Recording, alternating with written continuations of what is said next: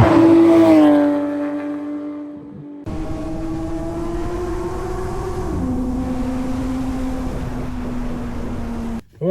welcome.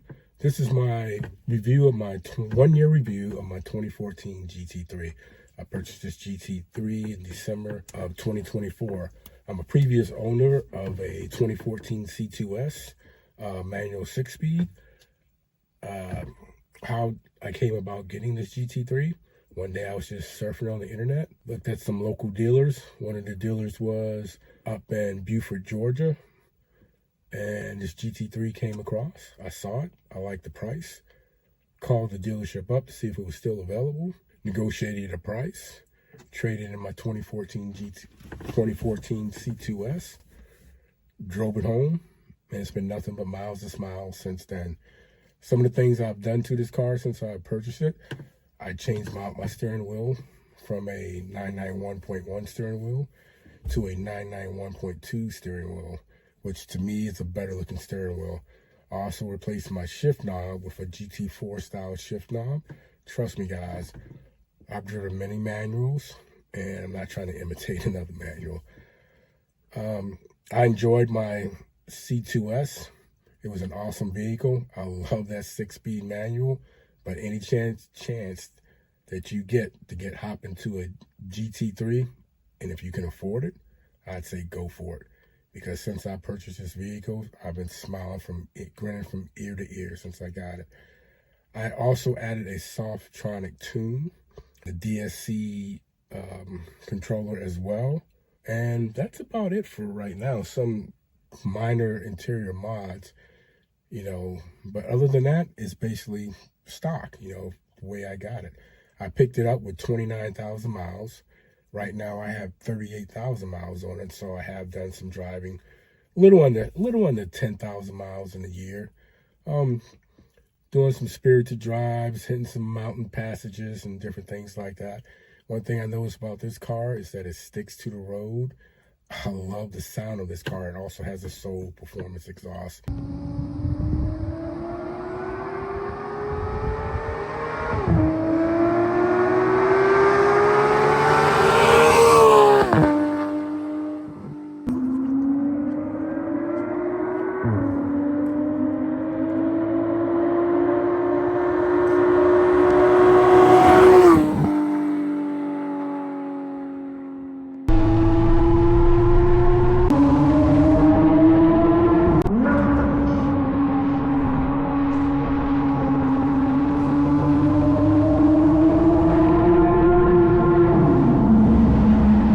This car sounds phenomenal. I did have one of those on my C2S, so I was, well aware of how great a Soul Performance will make your Porsche sound. I don't have any complaints with this car. I would have loved to have had a manual. However, the 2014 through 16, they only came with a PDK only. Do I have any issues with the PDK? No. As I get older, I like to shift less. I still like rolling through the gears from time to time, but my knees aren't what they were 20 years ago. Paddle shifters, shifting with the shift knob, it'll satisfy you. I mean, nothing beats a manual, but the PDK comes damn close to it. The takeoff on this vehicle, the sounds of this vehicle, the looks of this vehicle, I have no regrets buying this vehicle.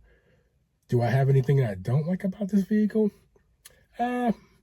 Maybe the fact that the engine could have an issue, but I do have a G6 engine in here, so hopefully there's no worries as long as you stay on top of your maintenance, changing your oil, doing everything that you should do, letting the car warm up properly, not getting in your car, driving off right away, and trying to redline it up to 9,000 RPM. I wouldn't advise you to do it in any car. And that was another selling point for me for this car, the fact that it had a G6 engine.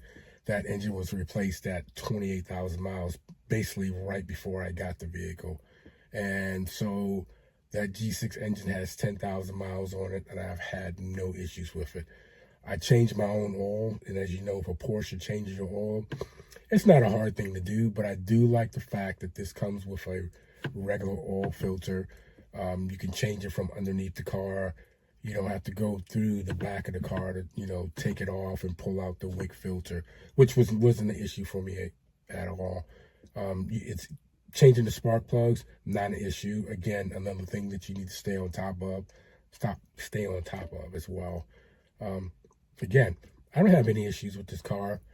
It's amazing. I love driving it. I can't wait to take it out on the track and do some real spirited driving. Yeah, so if I were you, not was you, if I were you, if you get a chance to jump up from a C2 or a C2S or a C4S, if you get a chance to jump up to a GT3, I would say go for it. Don't let that engine scare you away. If it has the G6 engine, go for it. Stay on top of it. Have them pull the maintenance to see how many times they redline the vehicle. You know, if that's an issue, then stay away from it, and you'll pay about $20,000, $30,000 more for that 991.2. And if you want to jump into that 992.1 or 992.2, go for it. But either way, you can't beat a GT3. So with that being said, peace out. Appreciate you guys. Like and subscribe, and I look forward to seeing you guys again.